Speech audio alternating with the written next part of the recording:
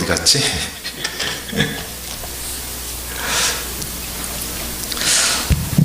마음이 그냥 이렇게 할게요.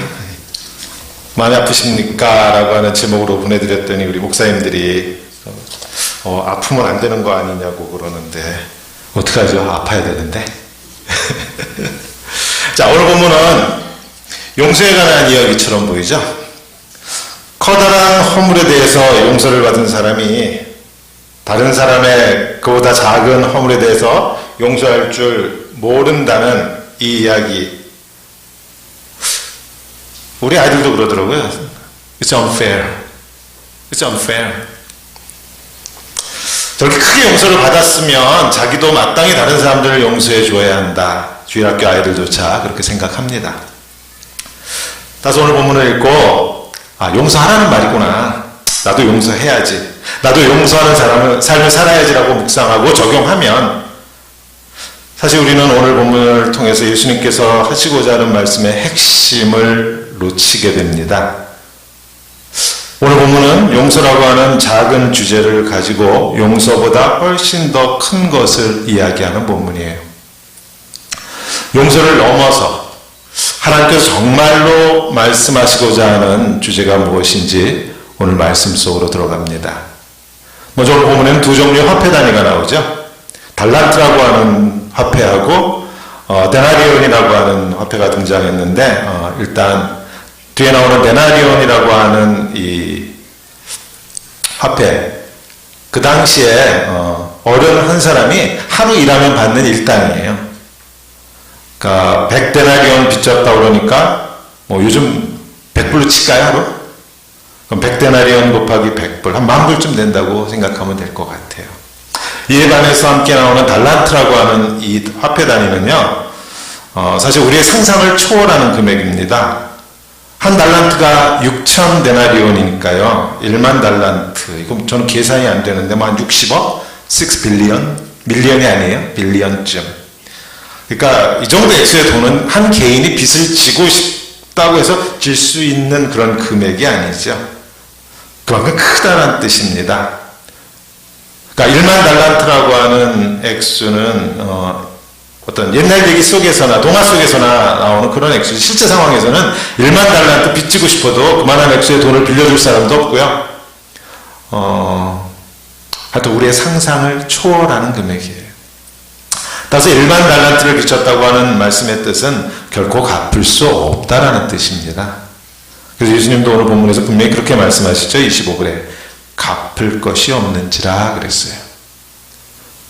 갚고 싶어도 갚을 수 없는 거예요. 이 빚을 탕감받았다고 하니까 꿈만 같은 이야기입니다. 드라마에나 나올 법한 그런 이야기예요.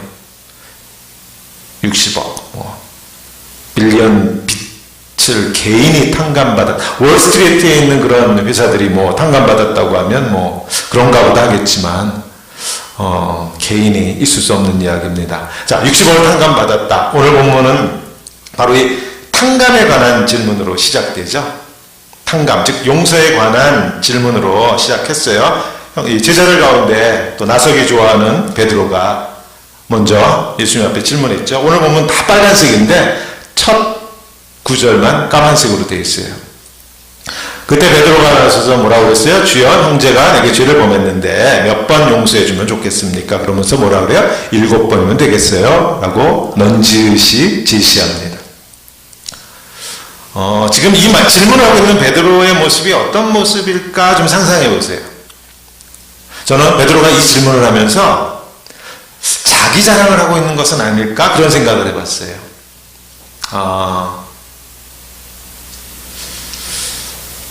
으쓱한다고 할까요? 용서하면 나 베드로 아니야? 이런 자세로 예수님 앞에 나와가지고 잘난 척하는 거 아니었을까? 제가 이 본문을 가지고 연극 무대에 올린다면 베드로에게 그런 식으로 연기하라고 할 것 같아요. 으쓱하는 그런 기분으로 7번이면 될까요, 주님? 이런 식으로. 7번 정도 용서해주면 되지 않겠습니까? 그러면서 속으로 무슨 생각을 했을까요? 야, 7번 정도는 나는 할 수 있다. 베드로가 혹시 그런 생각하지 않았을까? 하면서 스스로 자기 자신을 대견하게 여기지 않았을까? 저는 그런 모습의 베드로를 상상하면서 오늘 본문을 읽었습니다. 근데 예수님 말씀이 아까 예화 속에 나오는 1만 달란트만큼이나 또 황당한 답변을 해주셨어요. 7번씩 70번, 뭐 합치면 490번이라는 뜻인데, 예수님의 이 말씀을 듣는 순간 베드로는 아마 놀래 자빠진다 그럴까? 뒤로 나자빠지지 않았을까? 물론 490번을 용서해야 한다고 하는 그 숫자적인 의미로 하신 말씀은 아닐 거예요. 490번 용서해야 한다는 그 말씀 뜻이 뭐예요? 누군가의 허물을 용서한다고 하는 것은 횟수로 제한할 수 있는 것이 아니라는 거죠. 용서는 끝까지 해야 한다는 것입니다. 그래야 비로소 용서하는 거예요. 실제로 유대교 랍비들은 그 당시에 3번까지 용서하라고 가르쳤답니다. 그러나 4번 용서하는 건 이건 인간이 할 수 있는 게 아니다, 이렇게 가르쳤다고 하니까요. 네, 베드로가 7번까지 얘기했으니까 유대교 랍비 선생님들의 가르침을 뛰어넘는 그러한 용서에 대한 이해를 자기가 할 수 있겠다고 예수님한테 말을 했는데, 예수님은 아니다 그러시면서 7번을 70번까지, 용서는 하면 끝까지 하는 것이다. 1만 달란트만큼이나 상상하기 어려운 말씀을 예수님이 답변으로 해주셨어요. 따라서 성경적으로 말하면 이런 말은 말이 안 되는 거예요. 내가 그만큼 용서해 줬으면 됐지, 얼마나 더 용서할 수가 있어. 이건 말이 안 되는 거예요. 1만 달란트를 탕감받았다고 하는 말은 하나님 앞에서 내 죄가 그렇게 크고 무겁다는 뜻이죠. 영적으로 의미하는 그 뜻이. 네, 이 사람 1만 달란트를 탕감받은 이 사람은 자기가 얼마나 큰 은혜를 입었는지 모르는 사람이었습니다. 즉 영적으로 해석하면 자기가 용서받은 자신의 죄가 도대체 얼마나 엄청난 죄였는가 하는 것을 몰랐어요. 어디서 알 수 있어요? 그 다음에 나오는 이야기에서 알 수 있잖아요. 엄청난 금액을 탕감받고 돌아서서 자기가 용서받은, 탕감받은 그 빚하고는 비교조차 할 수 없는 적은 금액을 자기한테 빚진 그 사람을 탕감해주지 못한 이 사람. 그가 바로 자기가 탕감받은 죄값이 얼마나 큰 것인가 하는 것을 몰랐던 사람입니다. 입으로는 하나님이 내 죄를 대신해서 저 십자가의 자기 아들 예수 그리스도 내 죄를 감당하게 하셨다고, 그래서 예수를 믿는 나는 이제 지옥에 가지 않고 천국에 가게 되었다라고 그렇게 말하는데, 우리가 뭘 몰라요? 내가 용서받았다고 하는 그 죄의 무게를 모릅니다. 내 죄값이 도대체 얼마나 큰가 하는 것을 우리가 몰라요. 그걸 모르니까 나에게 100데나리온, 요만큼 빚진 사람을 용서해 주지 못합니다. 이걸 우리의 가정이나 우리의 교회 생활에 적용하면 이런 거죠. 나를 위해서 죽으신 예수님, 내 죄는 용서해 주신 예수님인데 그 예수님이 저 집사님 죄도 용서해 줄 수 있을까? 저 집사님 한마디 말하는 거 예수님은 저 집사님을 용서하지 않았을 거예요. 예수님이 내 죄를 용서하실 수 있어도 저 형제, 저 집사님, 저 장로님의 죄는 용서하지 못할 것이다. 이렇게 우리 마음이 내 죄값을 모르고 있는 것은 아닌가. 오늘 본문이 우리 그것을 지적하고 있어요. 그래서 누가 정죄하고 누가 용서를 못해요? 그리스도인이라고 하는 내가, 1만 달란트나 되는 그 죄를 용서받은 내가 내 눈에 이만큼 허물이 있는 100데나리온 그 형제를 용서하지 못합니다. 용납하지 못해요. 탕감해 주질 못해요. 그래서 무거운 마음으로 신앙생활하는 분들을 많이 봅니다. 그래서 시어머니를 용서하지 못하고 며느리를 용서하지 못하고 아내도 용서하지 못하고 남편도 용서하지 못합니다. 내 돈 떼먹었던 그 집사님 용서하지 못하고 그래서 교회 안 나가는 분도 봤어요. 그리스도인에게 있어서 용서의 핵심은 내가 용서할 능력이 있느냐 없느냐 그게 아니고요. 1만 달란트나 되는 내 죄가 용서받았다라는 것입니다. 따라서 용서 못하는 나를 묵상하는 것이 아니에요. 나를 용서하신 그 하나님, 그 용서가 이루어진 저 십자가를 묵상하는 것이 용서에 대한 바른 묵상입니다. 나를 용서하신 주님의 십자가에 대한 묵상이 깊어지면 내가 얼마나 큰 죄인인가 하는 것이 깨달아지고 그 깨달음은 결국 내가 용서 못할 이웃은 없다라고 하는 그러한 삶으로 우리를 인도해요. 이게 성경적인 의미의 용서는 어떠한 것인지 오늘 본문은 과연 용서에 대해서 어떤 것을 우리에게 더 깊이 알려주시고자 하는지 본문 조금만 더 볼게요. 1만 달란트의 빚을 임금님으로부터 탕감받은 그 사람이 자기에게 100데나리온 빚진 사람을 용서하지 못하고 옥에 가두었을 때, 그래서 옆에 있는 친구들이 열받아가지고 임금님한테 가서 일러버렸잖아요. 그랬더니 임금님이 뭐라고 그러셨어요? 다시 볼게요.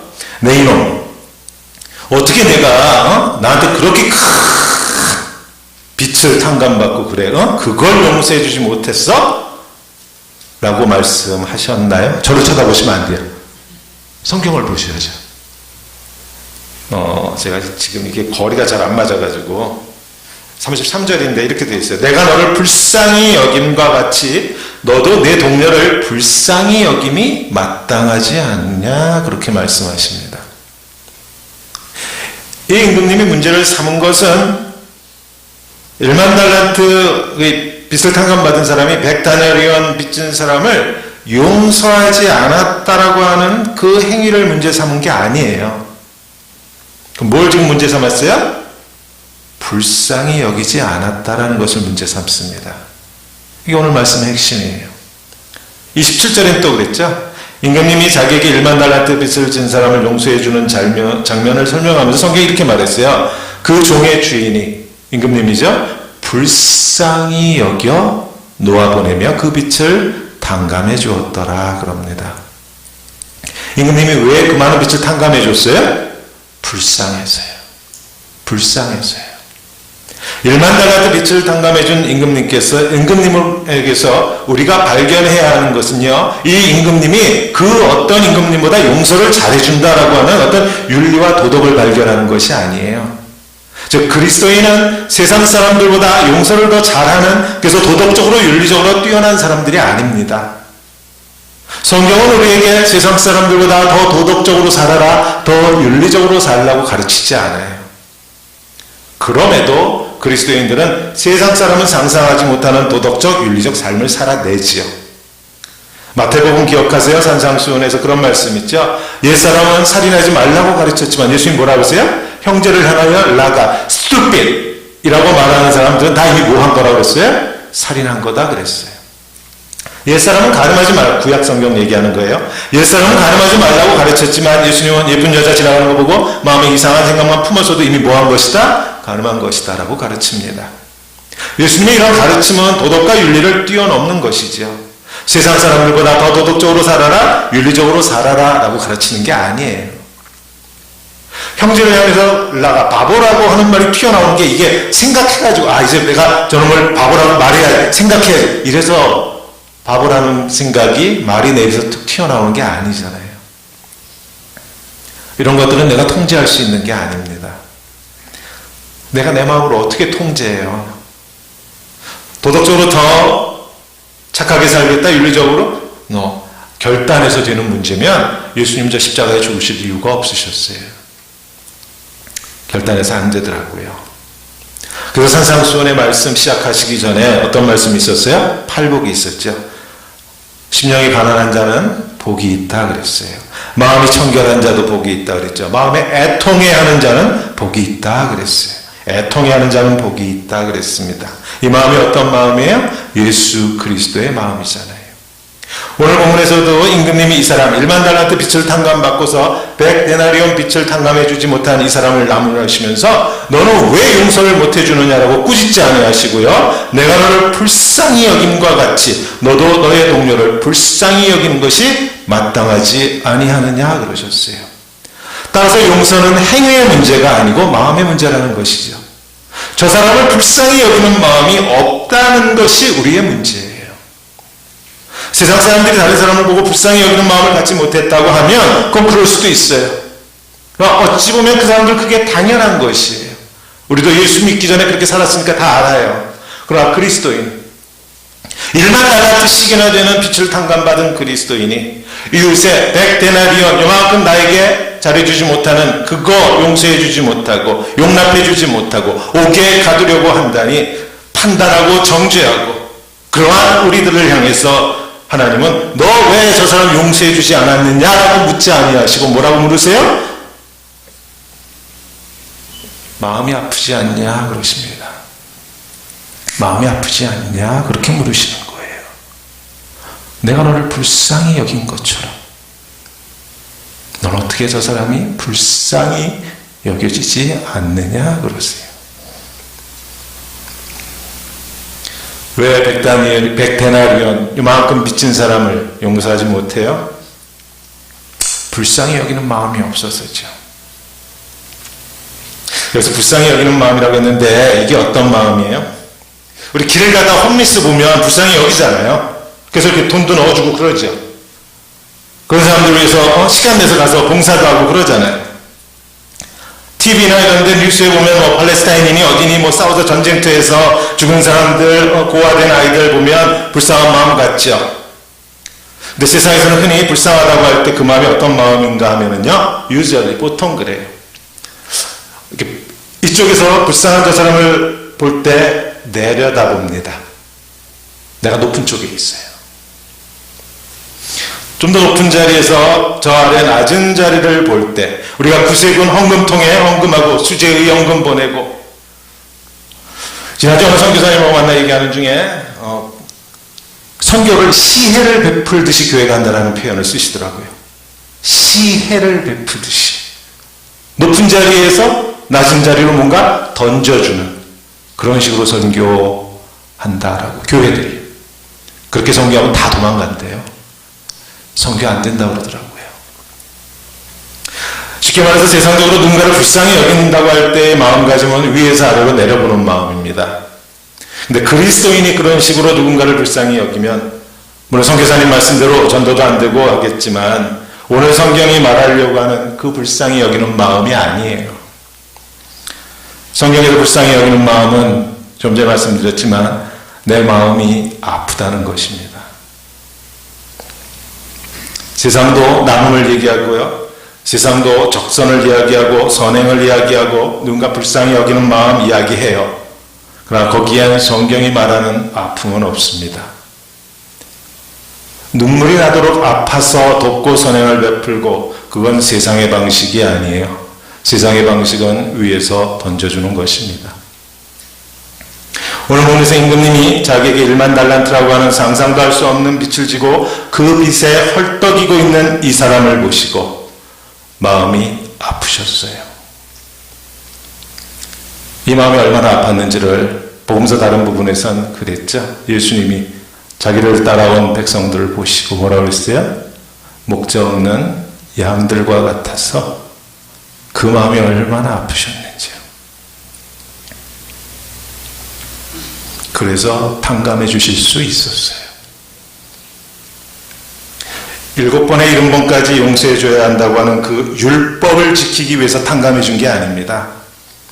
율법 안 지키면 하나님한테 혼날까봐 그게 두려워서 율법을 지킨 것도 아니에요. 70번에 7번까지 용서하면 하나님이 나에게 뭔가 축복을 주실 것이라고 그래서 용서한 것도 결코 아닙니다. 그럼 왜 그랬어요? 마음이 아팠어요. 그냥 마음이 아팠어요.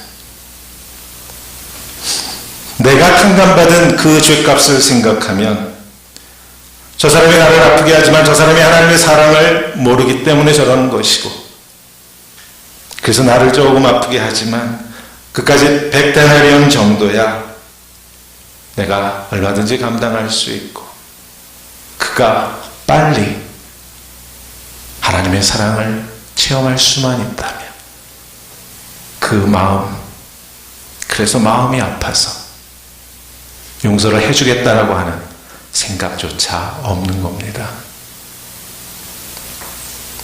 그리스도인이 누군가를 불쌍히 여기는 건 위에서 내려다보는 것이 결코 아닙니다. 누군가를 보고 불쌍히 여기는 마음이 들었다고 해서 내가 믿음이 더 높은 것도 좋은 것도 아니에요. 내 안에 예수 그리스도가 있으면 그냥 아파요. 당연한 얘기지만 오늘 얘기 속에 등장하는 이 사람, 일반 달란트의 빚을 탕감받고도 100데나리온의 빚을 탕감해 주지 못하는 이 사람이 바로 우리의 모습입니다.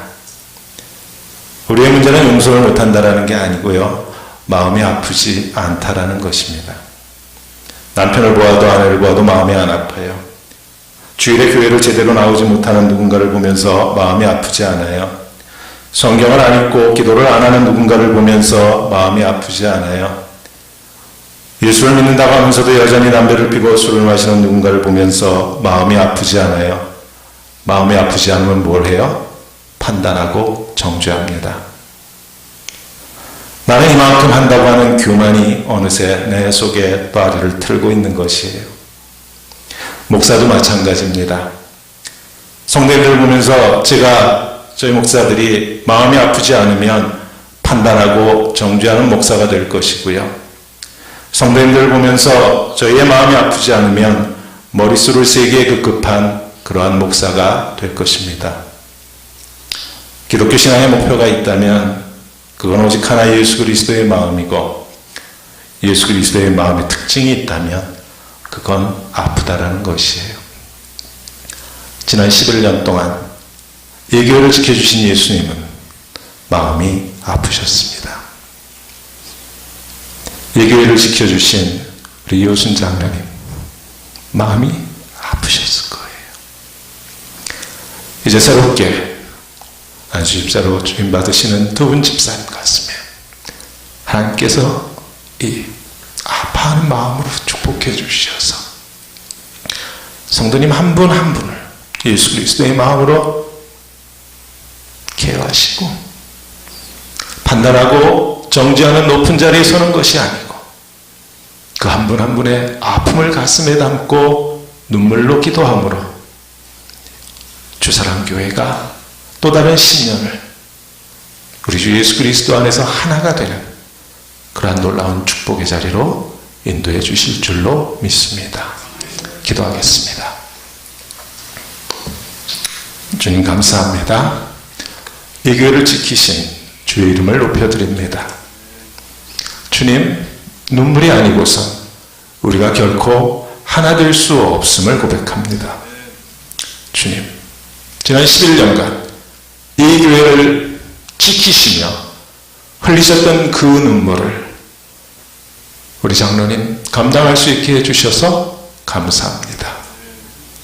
이제 우리 집사님들 그 가슴에 당신의 눈물을 담아주시어서 또 다른 10년을 향하여 달려가게 하실 때 주님, 판단하고 정죄하는 자리에 서는 것이 아니에요. 오직 우리 주님, 그 마음으로 마음이 아파서 내가 용서를 하겠다고 결단하는 것도 아니요, 다짐하는 것도 아니요, 마음이 아파서 품을 수밖에 없는 그러한 우리 직분자들 다 되게 하여 주시어서 이 주사랑교회가 세워지는 그 자리에서 예수 그리스도 한 분만이 영광을 받는 하나님, 그렇게 이 교회를 축복해 주시옵소서. 감사하고 예수님 이름으로 기도합니다. 아멘.